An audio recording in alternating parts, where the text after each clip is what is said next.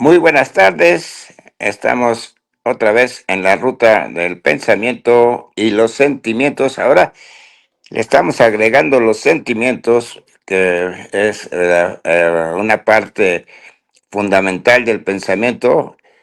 Ya verán a través de los programas, de lo que yo hablo y las conferencias, que ahora estamos haciendo una unión que ya estaba en toda mi filosofía de los sentimientos, que en realidad son los pensamientos organizados. O sea, pero bueno, el día de ahora eh, eh, quiero tratarles un tema en el que no soy especialista, pero pues yo creo que puede ser muy interesante para ver todo esto que yo estoy haciendo y que pues está, bueno, pues para mí está resultando muy importante y bueno, creo que para ustedes debe ser muy interesante.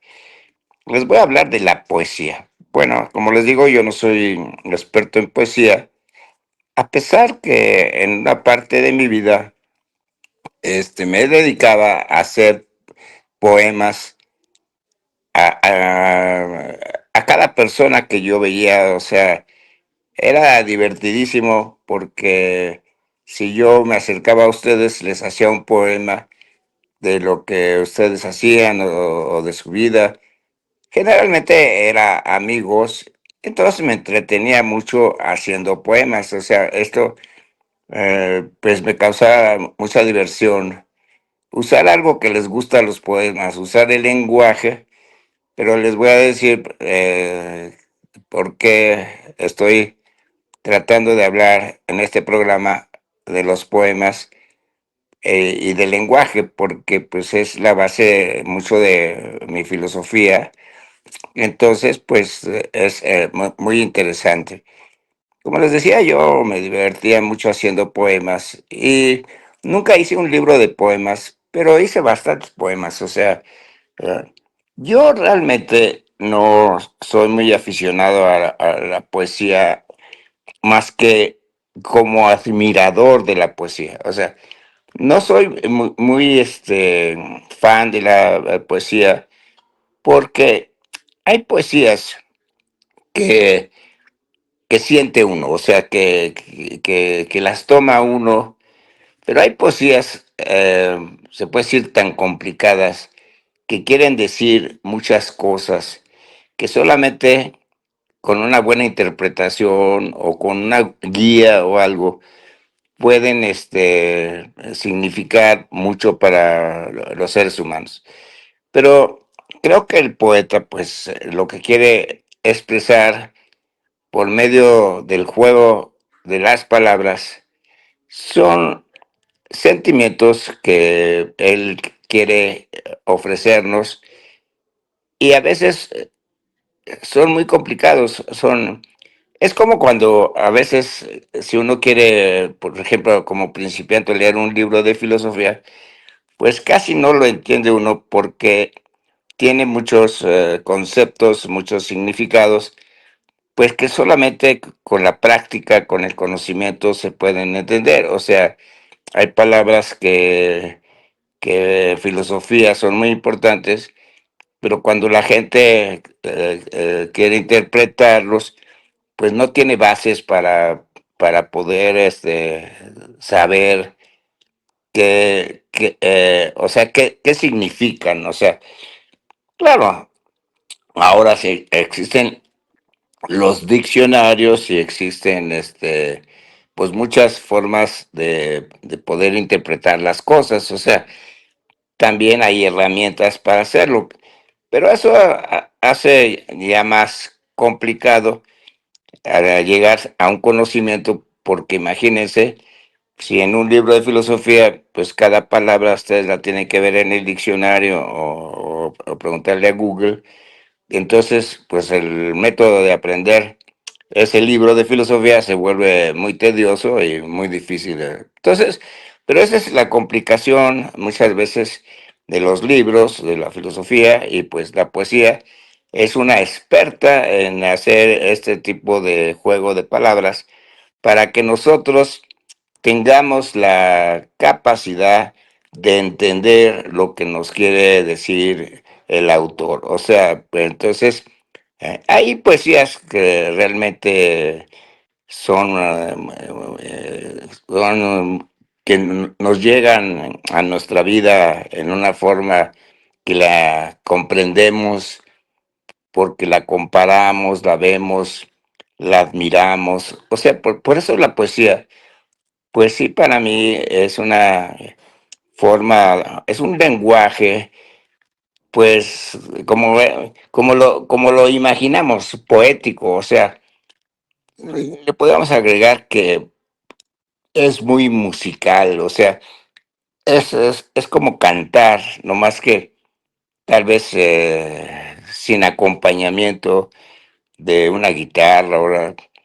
Pero bueno, también las canciones pues son poemas. O sea, en realidad son poemas. O sea, entonces pues sí, pues, se me asemeja mucho entonces, bueno, aquí lo importante que quiero marcar de lo que para mí es la poesía, pues sí, sí la catalogo como una forma de expresar sentimientos en donde, como les digo, pues es una forma cantada. Cuando yo he escuchado diferentes definiciones de poesía, pues es increíble que entre los mismos poetas, como sucede en todo el conocimiento humano, no se pongan de acuerdo porque el lenguaje, lo que quieren expresar son diferentes cosas. O sea, por ejemplo, hay la poesía, generalmente se le ve como una técnica muy sofisticada porque tiene muchas formas de hacer poesía. O sea, hay escuelas de poesía en las cuales pues esas escuelas tienen su forma de hacer poesía. Entonces, pero pues es como todo, pues es como si nos gusta Nietzsche o Aristóteles, pues usamos a Nietzsche o Aristóteles. Entonces todo el conocimiento humano, pues así es, trata de dividir las cosas y también va a depender de los gustos de las gentes, a qué escuela se va. Entonces, pues es muy debatido. O sea, en la poesía, las diferentes formas de hacer poesía, de verla, bueno, hay tantas infinidades que entonces hay poetas. No les puedo decir todas las clases de definiciones de poesía, porque los digo, los mismos poetas no se ponen mucho de acuerdo.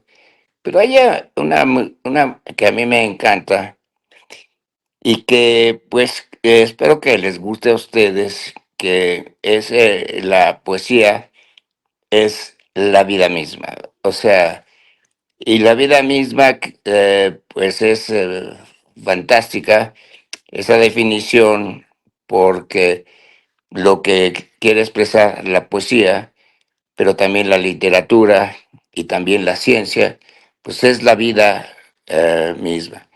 Pero esta vida, como veo a la poesía, es un canto. O sea, una manera de acercarnos, de un lenguaje que nos acerca a conocer los sentimientos humanos. O sea, es una forma en la cual se comparten experiencias, vidas, conductas, modos de ser, caracteres. También hay una fantástica relación con la naturaleza, con el universo. O sea, es una forma de transmitir, de compartir las diferentes formas de pensar.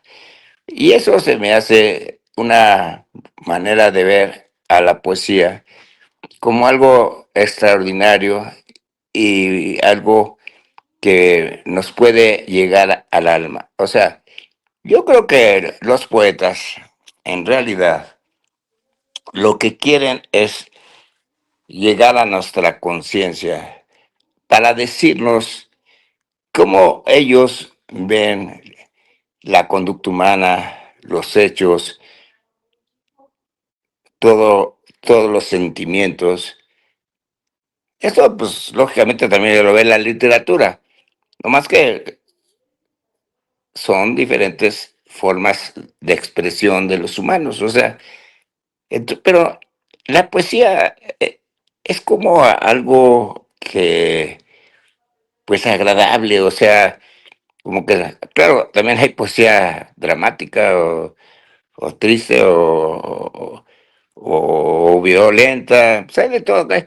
El ser humano, pues el chiste del ser humano es que se reconozcan todo lo que sentimos, todos los sentimientos, o sea, todo aquello que nos afecta para hacernos como somos. O sea, cada ser humano se comporta de la famosa eh, manera en que ha conocido la vida y entonces esa forma pues tiene millones de expresiones, o sea, hay un sinfín de maneras de conocer cada sentimiento, porque cada sentimiento la gente lo siente de alguna manera.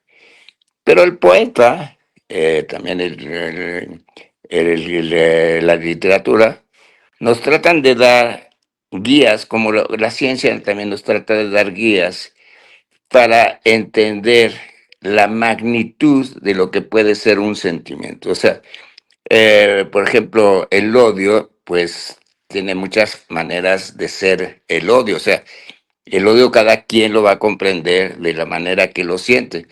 Pero hay una mesura en el odio que más o menos entendemos que lo que significa el odio. Generalmente ya tenemos una idea general. ¿Por qué? Porque hemos usado la palabra tantas veces en nuestra vida que lógicamente pues tenemos una conciencia de más o menos qué es. Pero el poeta va más allá, o sea, eh, al significado odio le va a dar un significado, o tal vez yo digo que pretende, no sé, porque cada poeta, cada literato, pues le da su sentimiento, le da su poder a la palabra, o sea, lo que él siente, lo que él produce. Pero lo que yo creo que los poetas tratan de ampliar el concepto, el significado, por ejemplo, de la palabra odio, para poder expresar todas sus consecuencias. Porque odiar no nomás es una palabra, es una serie de consecuencias que trae la palabra odio. O sea, el odiar a una persona no solamente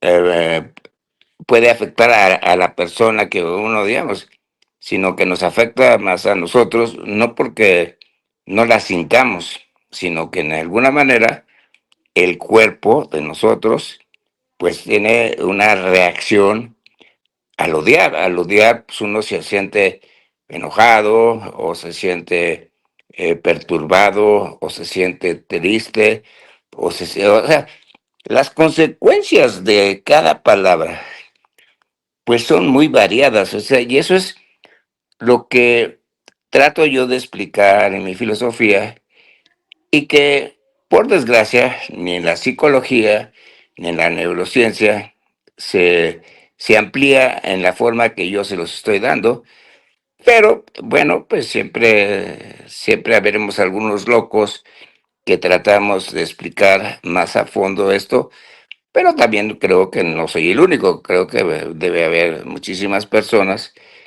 que sienten lo que yo les estoy platicando. O sea, entonces, las palabras eh, que significan mucho para nosotros, eh, eh, pues tienen múltiples, múltiples, múltiples consecuencias. Por ejemplo, las flores en un árbol son parecidas, pero cada una es diferente. Entonces, lo que cada quien entiende por una palabra, un significado, pues pueden ser muchas cosas. Pero como les digo, de alguna forma nos tratan de mesurar la vida y comprendemos más o menos lo que es. Pero a mí lo que me importa son las consecuencias. Entonces, para mí los poetas nos tratan de explicar de alguna manera la variedad de sentimientos que tenemos los seres humanos y nos las enseñan o nos las transmiten cantando, o sea, en una forma que tratan de agradar, así sean desagradables los poemas, tratan de significar algo para cada persona en la cual le vaya a sacar una ventaja al conocer más los sentimientos. Los sentimientos, por desgracia, como el odio, se vuelven como una verdad, o sea, se vuelven,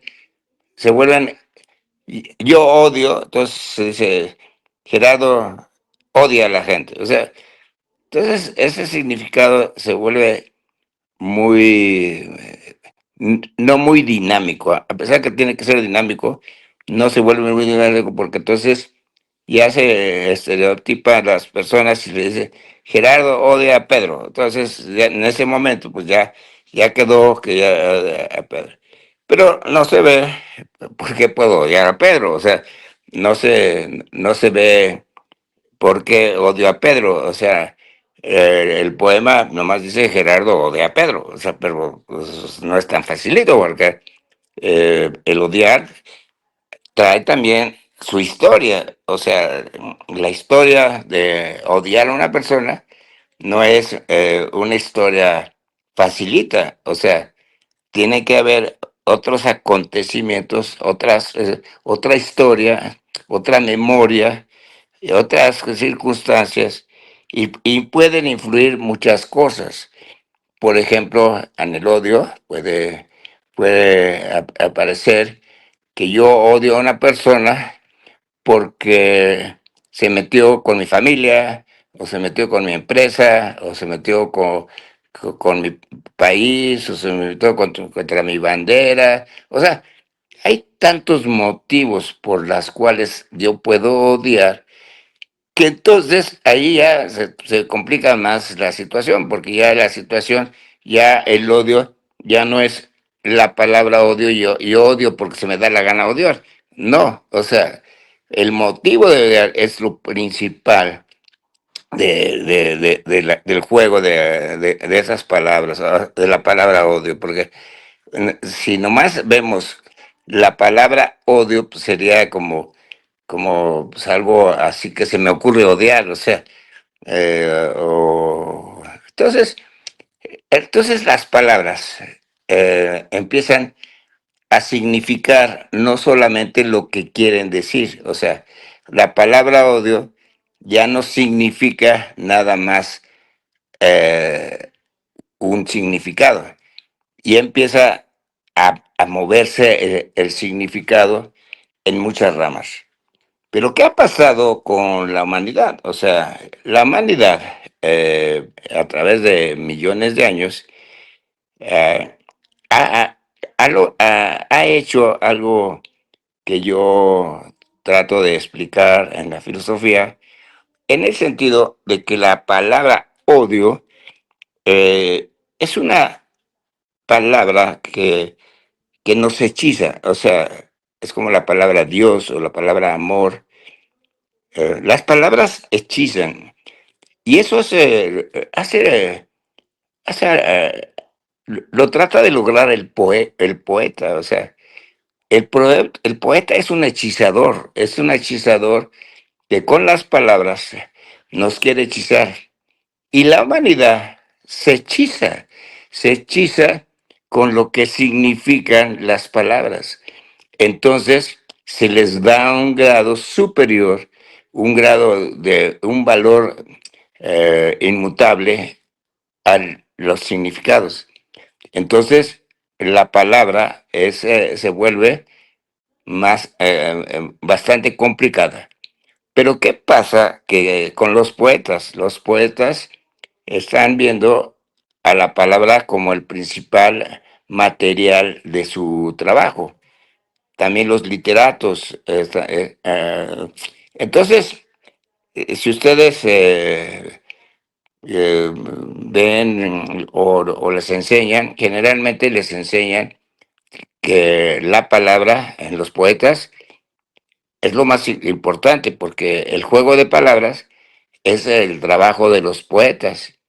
Y yo no estoy de acuerdo, a pesar de que la palabra es algo bello e interesante y además es la mesura de los sentimientos y de los pensamientos. O sea, la palabra no actúa sola. O sea, la palabra por más que nos hechice, por más que un poema nos hechice, por más que un poema nos conmueva, el problema de esa palabra que también tiene muchísimos significados. Y ahí es el gran problema que yo les quería plantar de la poesía. O sea, yo acabo de hacer una conferencia en la Cámara de Diputados hacia los poetas, ¿no? Entonces, todos los discursos de los poetas era ver el privilegio que son las palabras para hacer poemas. Y entonces ensalzan a la palabra, al significado, como el verdadero motivo de la poesía. Entonces, es muy divertido porque ellos y todos los poetas de la historia, o sea, no son los poetas que yo conocí, todos los poetas de la historia, que los que ustedes quieran conocer, rusos, alemanes, los que ustedes quieran, mexicanos, argentinos, que hay todos son buenísimos. Entonces, ellos ven a la palabra como el verdadero motor de lo que ellos nos expresan. Entonces, pues, claro, la palabra es un motor, o sea, el lenguaje es un motor porque el lenguaje es igual que todas las cosas en el mundo, se mueve, o sea, sobre todo el pensamiento y los sentimientos se mueven, o sea, entonces la palabra, pero sí quiero resaltar el valor que se le da a la palabra y no se le da tanto eh, a lo que quieran expresar, que en verdad son sentimientos. Y entonces aquí este problema de quién es primero, los sentimientos y las palabras, es que los dos juegan el mismo, un papel, pero yo sí quiero resaltar el papel de los sentimientos, porque es más grande y no se le da el lugar a los sentimientos y a los pensamientos que le debería dar la humanidad. O sea, si ustedes estudian psicología, si ustedes estudian neurociencia, se le achaca, por ejemplo, si estudian filosofía, van a encontrar que se le achaca se- eh, más a los sentimientos, se le achaca un proceso mental, o sea, un proceso de las neuronas. O sea, entonces la gente realmente ve que, que la palabra es más importante porque las neuronas, pues sí nos dicen o tratan de decirnos qué es el pensamiento, qué son los sentimientos, todo eso, pero no lo ligan a una, sino se ve la mente, el cerebro, se ve como apartado y entonces a la palabra se le da un valor incalculable. Yo lo que trato de hacer en una forma sencilla, humilde, es ligarlos a todos. O sea, y yo creo que en realidad el poeta y la neurociencia y todo, sí lo liga. Lo que pasa es que por ese afán de dividir las cosas y las especializaciones, entonces se le ha dado más juego a la palabra. Entonces, el humano, o sea, el humano normal, o sea, ustedes mismos que son normales, yo tal vez sea normal, no sé, pero es un juego. Ustedes digan, no es que la palabra es lo que importa. Sí, pues sí, claro que importa la palabra, pero ¿qué nos quiere decir esa palabra? Es más, para mí es más importante qué quiere decir. Y lo que quiere decir es lo que sentía el poeta o el literato sobre la palabra odio. O sea, la palabra odio para el poeta o es lo que quiere transmitir. Es su concepto de, de odio. O sea, entonces el odio ya se vuelve más complicado porque lo que quiere expresarnos el poeta es la manera que él siente que es el odio. Y muchas veces quiere interpretar ese odio como yo se los digo, o sea, de una manera múltiple. O sea, yo no estoy diciendo que no lo haga, lo que pasa es que nomás estoy, tal vez no sea tan importante, pero estoy dividiendo a los sentimientos de la palabra para darle más valor a los sentimientos, porque los sentimientos son los que nos provocan la conducta. O sea, cuando un poeta nos habla del odio, nosotros, o sea, automáticamente, porque esto es como la velocidad de la luz, automáticamente nosotros reaccionamos a lo que nosotros sentimos por odio. Entonces nos referimos a Pedro, a Juan, a nuestro vecino, a nuestro familiar. O sea, ¿por qué? Porque nosotros sentimos ya un odio exclusivo en nosotros, pero, por ejemplo, no vemos el odio entre las naciones, no vemos el odio entre los pueblos, no vemos los odios familiares, no vemos los odios en las compañías. O sea, no, no vemos los odios, porque no podemos ver el todo. Entonces, pero lo que realmente expresan los sentimientos es el odio general. O sea, todos los odios. O sea, no, no, no quieren expresar, o sea, la palabra no tiene la capacidad de expresar todos los odios.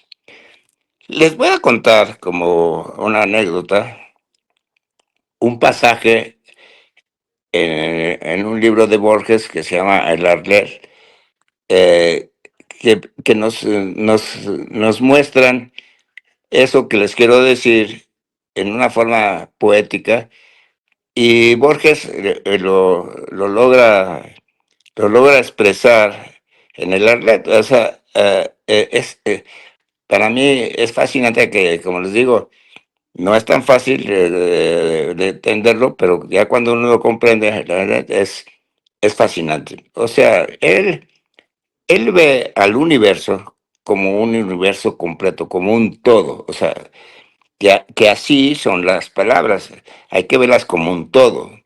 Pero el humano no puede tener la comprensión del todo, pero lo que no puede uno alejarse es del todo. O sea,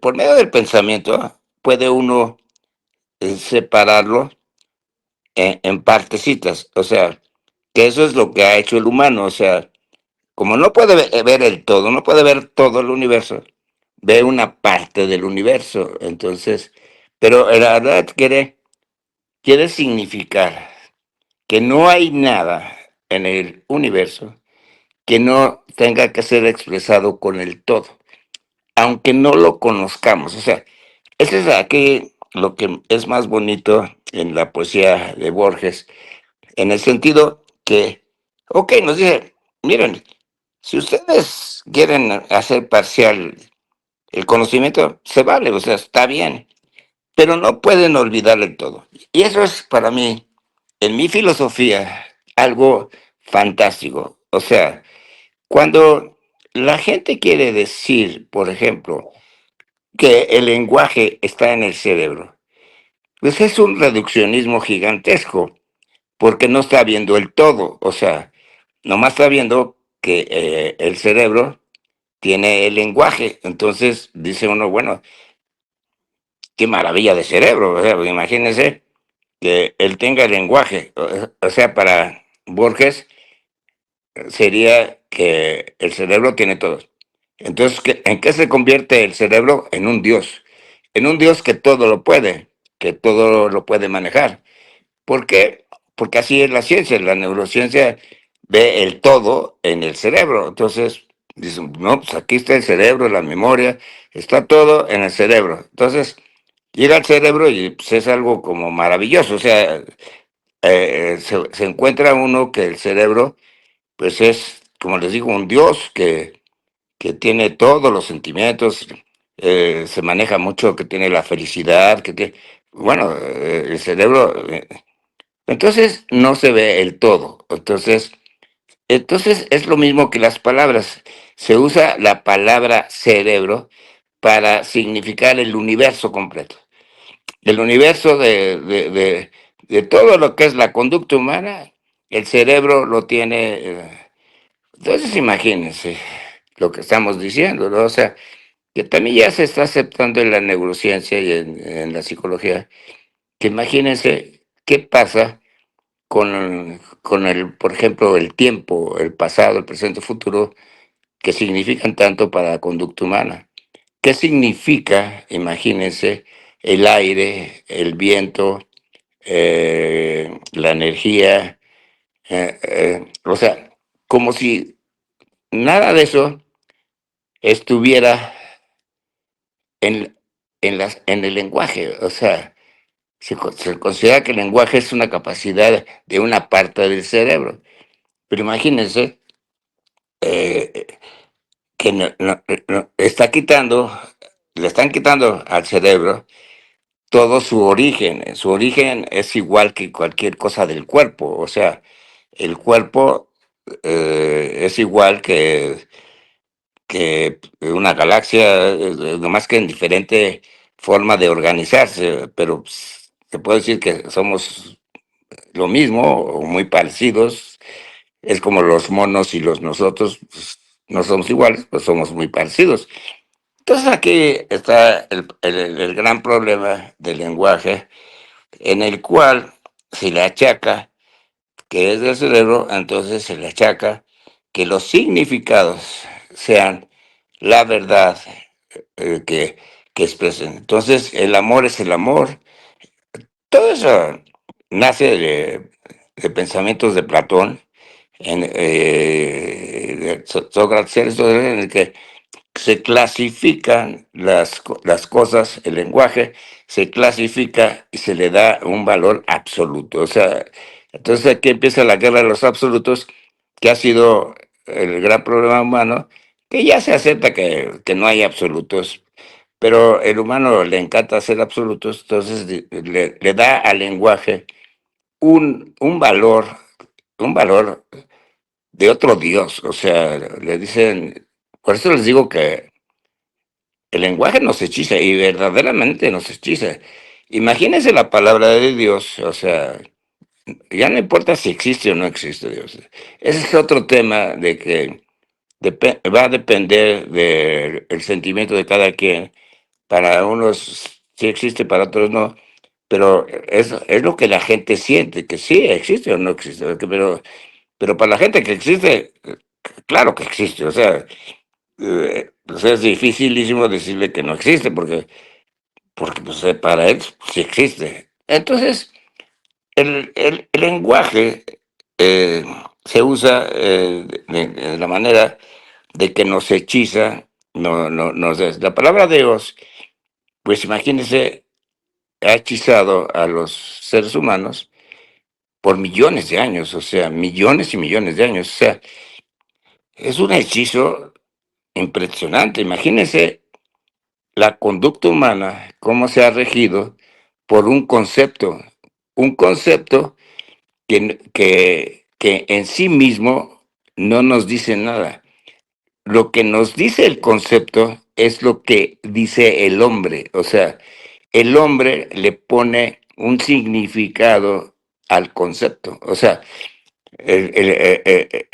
entonces aquí parece un juego sencillo, pero es un juego fantástico. O sea, cómo el hombre le pone un significado y ese significado llega a representar tanto en el humano, tanto que imagínense cuántos millones y millones han creído en el concepto Dios, pero pues ahora nos damos cuenta de que no hay un Dios, hay millones de dioses, ¿no? Entonces, fíjense cómo una palabra que nos ha unido tanto a los seres humanos, ahora ya en la modernidad ya se vuelve un problemón, porque pues ahora a qué Dios le vamos a hacer caso, cuál es el bueno, cuál es el malo, existe o no existe, o sea, entonces ya el humano está llegando a la realidad. O sea, la realidad no es como la ha construido el ser humano, sino como es la realidad. La realidad es dinámica, es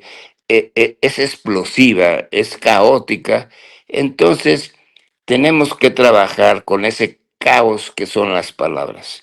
Entonces, para regresar a la poesía, uno debe de entender la poesía de muchas maneras. Una, como nos la quiere transmitir el poeta, y otra como nosotros la entendemos, y otra tal vez como la entiende la sociedad. Ahora, como no podemos conocer todas las formas de entender una palabra, bueno, pues recurrimos a lo que ha hecho el humano, a hacer categorías de eso. O sea, entonces, para mí el odio es el odio a Pedro. O sea, entonces ya se vuelve facilito. O sea, yo no odio a mi esposa, no odio a mis hijos, pero odio a Pedro. Entonces, para mí el odio es Pedro. O sea, pero, como les digo, hay tantos significados de odio.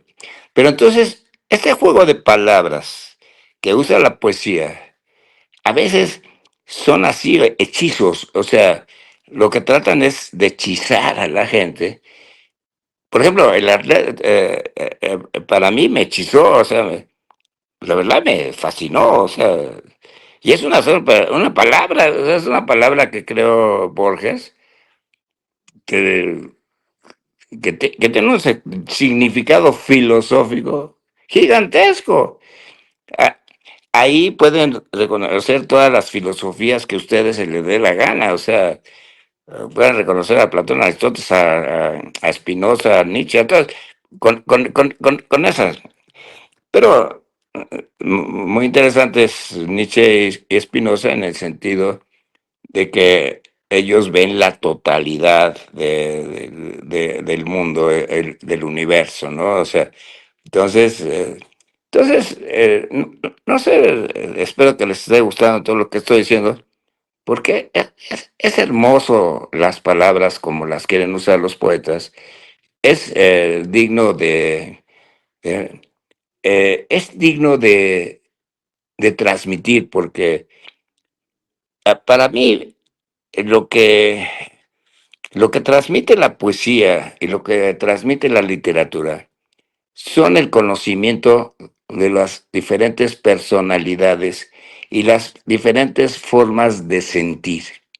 El sentir también está clasificado, hay muchas formas de sentir, que si el deseo, que si el miedo, que si lo que se siente y lo que no se siente. O sea, hay muchas formas de clasificar. Yo lo clasifico en una forma sencilla, o sea, en el sentido que eso no les gusta a la ciencia. Yo lo clasifico en que sentir es todo lo que sentimos, o sea, de la manera que ustedes quieran, poética, física, no física, simplemente sentir algo, o sea, a que la vena siente cuando la sangre fluye, eso no lo percibimos, no percibimos ese sentir, pero para mí sí es un sentir, así se maneja el universo con interacciones. Entonces, eh, yo estoy viendo el todo, el Internet, y estoy viendo el todo, pero también reconozco que hay que ver las partes, y por eso la poesía y la literatura son tan bellas y tan interesantes, porque imagínense, por ejemplo, si ustedes leen a Dostoyevsky no sé, eh, Tolstoy no sé, el Víctor Hugo, el que quieran ustedes. ¿De qué nos van a hablar? De los sentimientos humanos.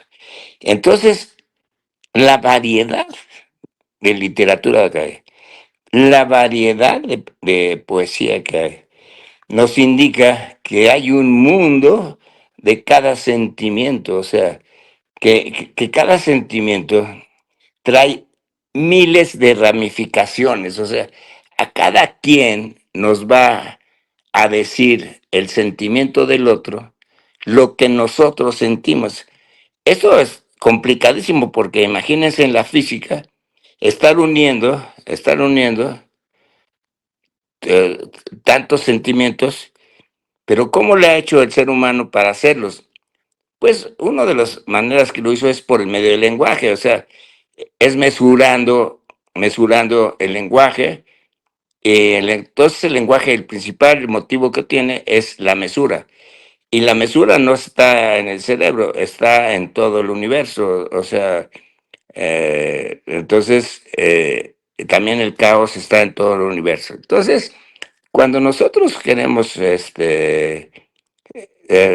conocer una palabra, que queremos conocer a, a un poeta, por ejemplo, cuando Víctor Hugo nos narra la batalla de Waterloo en Los Miserables, pues si uno la ve como una batalla, una guerra, pues la guerra es producto de los sentimientos, o sea, de los sentimientos humanos que se llevan al extremo. O sea, ese es el juego de los sentimientos que no se les da la categoría que, y menos a los pensamientos, porque los pensamientos son los sentimientos organizados. Organizados, si quieren ustedes, en forma científica, puede ser, pero el pensamiento tampoco se ven los sentimientos. Entonces, imagínense que estamos trabajando con cosas que no se ven, pero todas esas cosas, el pensamiento y los sentimientos, dejan huella. Si uno quiere conocer el pensamiento griego, pues deja una huella gigantesca de siglos. Si uno quiere conocer el sentimiento del odio, pues es de que existe la vida. O sea, entonces, la historia de los sentimientos es de toda, pero hay sentimientos que todavía no clasificamos. Hay muchísimos, la mayoría de los sentimientos no han sido clasificados porque sería entrar a un mundo gigantesco. O sea, si el sentimiento de una vena eh, y la sangre le pusiéramos nombre, imagínense cuántos sentimientos tendríamos que definir. Entonces, o cuántas cosas sentimos que no nos damos cuenta. Entonces, el sentimiento también se vuelve en una forma organizada, o sea, se organiza el sentimiento, así como se organiza la poesía, también el poeta organiza lo que nos quiere expresar, lo organiza. Entonces, organizar las cosas es una parte importante del ser humano, pero se ha olvidado del todo. Entonces, pues eso es lo que yo hablo en filosofía, en lo que no necesariamente, como nos enseña Borges, tenemos que conocer todo. No más que no podemos separar al todo de las cosas. O sea, es una nueva forma de aprender.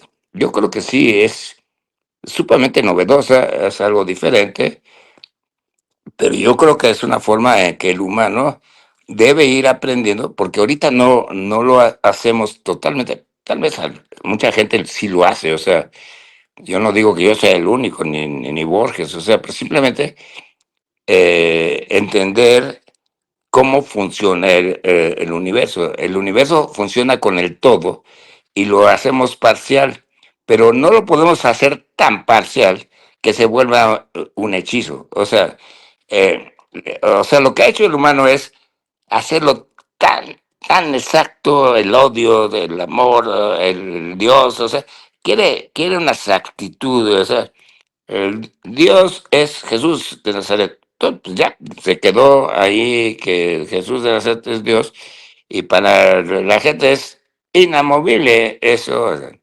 Pero cuando nos damos cuenta que a Jesús de Nazaret se le nombró Dios en un concilio vaticano, que fueron los hombres los que lo volvieron Dios, entonces ya empieza otra interpretación de Dios. O sea, ya Jesús de Nazaret no era un Dios al principio, pero el humano dijo, no, sí, está al principio y antes. Y entonces, fíjense cómo las palabras nos pueden llevar a grandes temas que consideramos no inamovibles. Por ejemplo, para mucha gente la palabra Dios es algo impresionante. No, no, si me lo quieren definir, eh, casi nadie me lo puede definir muy bien.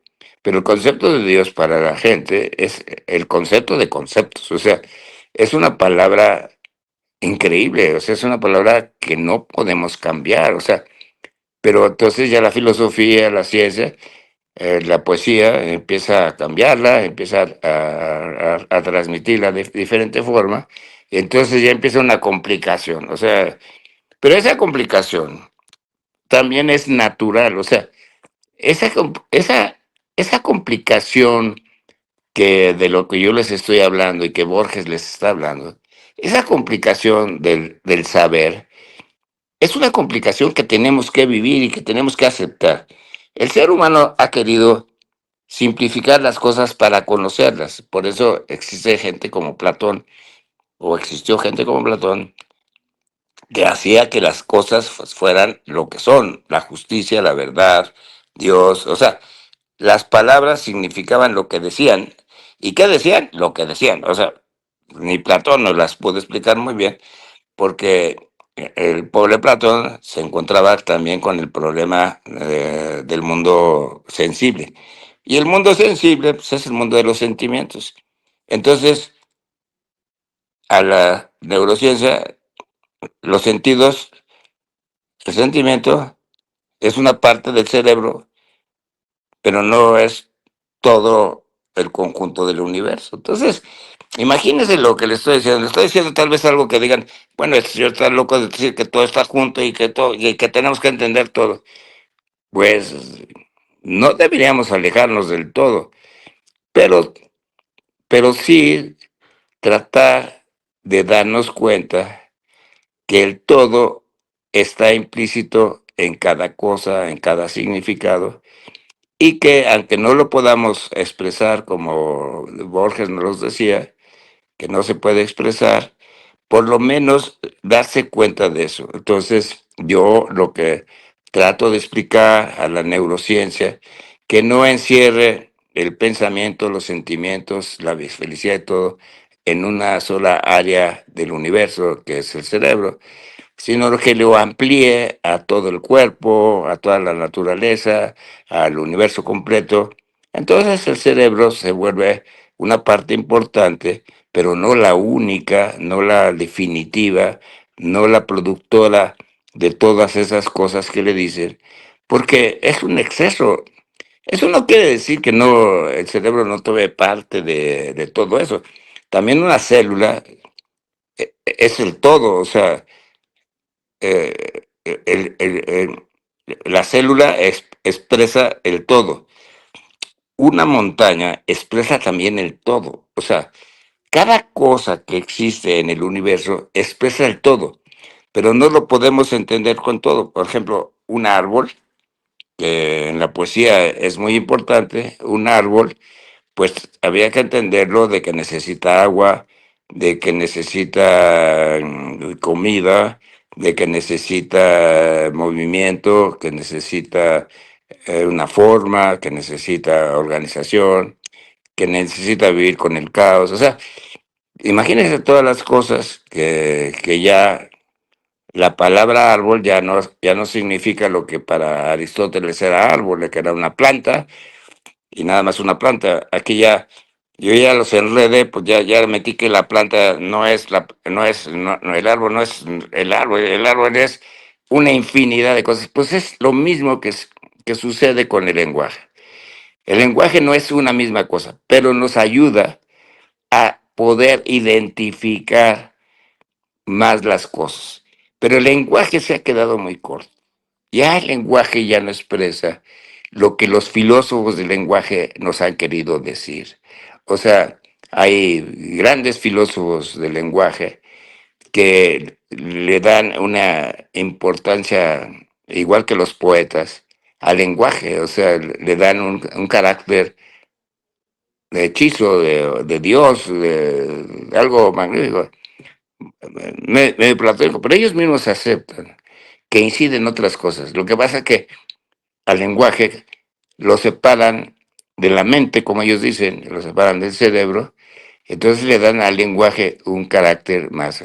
Pero el lenguaje es la expresión de los sentimientos. Y los sentimientos no están solamente ni en el corazón, ni en el cerebro, están en todo el cuerpo y están en todo el universo. Y todos están unidos, todo está junto. Entonces, la poesía nos puede dar una orientación. La literatura nos da una gran orientación. Es maravillosa la orientación de la poesía y la literatura para conocer los sentimientos. Entonces valoramos mucho a Shakespeare, a los poetas, a los literatos. Los admiramos mucho porque nos enseñan los sentimientos. Pero los sentimientos, en realidad, organizados, es lo que es el pensamiento. Y el pensamiento, como les dije, no se ve. Porque el pensamiento es, igual que los sentimientos, es una energía. Es una energía, es el movimiento en física de las cosas. O sea, la energía hace que las cosas se muevan. Eso en física no es totalmente aceptado. Pero para la gente común, la energía es lo que nos mueve, la energía que tenemos en el cuerpo, la energía que tiene el universo, la energía que tiene el sol. Entonces, para los físicos, como dividen también la energía en muchas cosas, pues entonces ya no sabe uno lo que es energía. Energía nadie lo sabe, ni los físicos, porque no se sabe qué es la energía todavía. Pero para los comunes, la gente normal, pues es todo lo que se mueve. O sea, en filosofía es la voluntad de poder, o sea, en Nietzsche, y así hay muchas formas de ver la energía. Entonces la energía la tenemos. Entonces las palabras también influyen, tienen energía, igual que todas las cosas, entonces en todo lo que sucede en el mundo. Y los sentimientos están hechos de energía, pero como el sentimiento es energía que sentimos, o sea, lo que sentimos es movimiento en nuestro cuerpo. Entonces sentimos amor, odio, Dios, todos lo sentimos en el cuerpo. Entonces, esa forma de organizarla la organizó la humanidad a través de las relaciones humanas, a través de millones de años.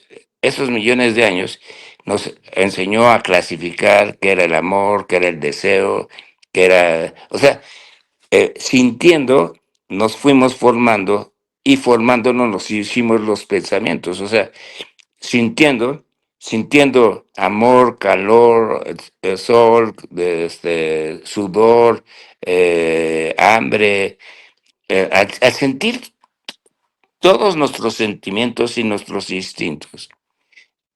El humano y también todos los sistemas de vida, los animales hacen lo mismito, no más que en diferente grado. O sea, empezaron a clasificar qué es el hambre, qué es el sol, qué es el territorio. Y empezamos a jugar con el tiempo, el pasado, ¿verdad? Entonces empezó, imagínense, a relacionarse todo el universo. O sea, el universo del ser humano no nomás es el humano o la vida o la biología, que es otro problema. La biología quiere decir que nada más es los humanos tienen cosas de biología y nada más. No, o sea, todo el conocimiento se va integrando, pero nosotros no tenemos la posibilidad de integrar todo. Eso es el trabajo de la filosofía, y ese es el trabajo de este programa, que yo no soy ni Dios ni nadie. Les estoy diciendo mi forma de entender el mundo, mi forma que yo expreso lo que son los sentimientos, y no quiero yo convencer a nadie de que yo tengo la razón. Yo nomás expongo la razón mía. O sea, la ventaja que yo tengo es que yo no me peleo con ningún conocimiento, porque cada quien tiene la forma de conocer, cada quien tiene la forma de interpretar la poesía, cada quien tiene la forma de interpretar el lenguaje, la literatura, cada quien tiene la forma de interpretar la ciencia. Entonces, hay tantas formas que pues a veces no sabemos que todo está unido. Y eso, si se acercan a Borges, eso se los explica en el libro que les digo, ese es el significado. Nietzsche lo hace por medio del arte y por medio de la música. Yo lo hago por medio de los sentimientos. Hay grandes filósofos como Luke, como Hume, como, bueno, alguien que no podemos dejar a Spinoza, en lo que ven el cuerpo y ven a la naturaleza. ¿Y cómo se comporta la naturaleza? Pues como se las estoy diciendo yo, pero no es porque yo sea sabio, sino yo nomás observo la naturaleza como Darwin, y observo y explico cómo es la naturaleza. Yo no les quiero decir que yo soy dueño de la palabra alma o la palabra razón o la palabra mente. O sea, no, esas palabras se han hecho en el humano.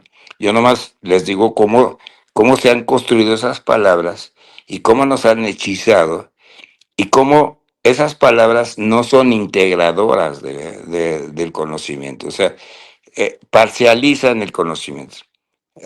Es impresionante que la filosofía ha tenido una lucha con lo que les estoy diciendo, gigantesca, en donde no nos hemos puesto de acuerdo en el sentido de separar la razón y lo que se siente.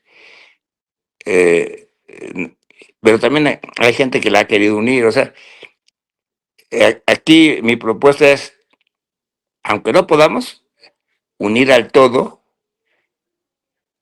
de alguna manera, y será una nueva forma de aprendizaje. Yo creo que el humano apenas estamos aprendiendo cosas. O sea, creo que el humano estamos aprendiendo apenas lo que es la poesía. O sea, la poesía es una red, o sea, nos puede dar el universo completo. O sea, hay poesía como la de, insisto en Borges, que nos dan el todo. O sea, nos unen al todo. Entonces, yo creo que ese es el camino de los humanos para tratar de comprender más al universo, comprender más a los sentimientos, comprender al sentimiento, también comprender al cerebro. O sea, también no endiosar a las cosas, y, y bajarle la rayita a todas esas locuras que ha hecho el ser humano para tratar de hacer perfectas a las cosas, hacer perfecto al cerebro, hacer perfectas las palabras, hacer perfecta la poesía, algo que es imposible. O sea, no hay manera de que una cosa sea el elemento de todo. No hay ninguna palabra que diga que es el absoluto. Ni la misma palabra absoluto lo puede corroborar. O sea, la palabra absoluto puede significar miles de cosas para identificar el absoluto. Claro, el absoluto se puede entender con lo inamovible, lo perfecto, la justicia, la verdad. O sea, hay tantos significados del absoluto que empiezan a identificarse con otras palabras. Entonces, para terminar el programa, yo les quiero decir que traten de ver a la poesía como la transmisión de los sentimientos, que es una manera, es un lenguaje fantástico que debemos tener y disfrutar. Disfruten de la poesía, que es algo muy bonito, y espero que hayan disfrutado de este programa. Gracias.